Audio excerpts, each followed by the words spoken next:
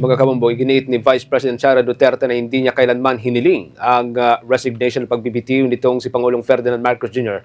sa gitna po ng mga isyong kinakaharap ng kasalukuyang administrasyon.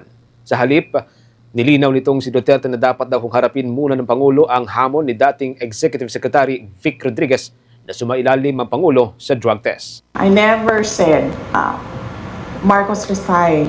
Ang sinabi ko unang-una, magpa-drug test siya. May challenge na siya galing kay Attorney Vic Rodriguez. And that is a hanging open challenge na hanggang ngayon ayaw niyang gawin.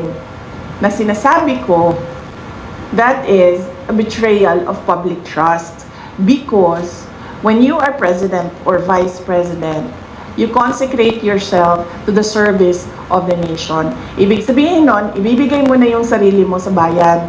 Ibig sabihin nun, yung katawan mo, hindi na yan sa iyo sa bayan na yan. Yung pag-iisip mo, hindi na yan sa iyo sa bayan na yan.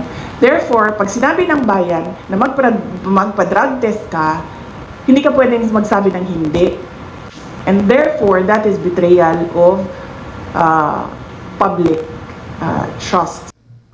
Ang pahayag ng pangalawang Pangulo ay kasunod dyan ng mga panawagan ng ilang grupo na nananawagan na magbitiw itong si Pangulong Marcos sa gitna po ng mga alegasyon ng katiwalian sa flood control project na kanilang ipinanawagan noong protesta noong Setyembre 21.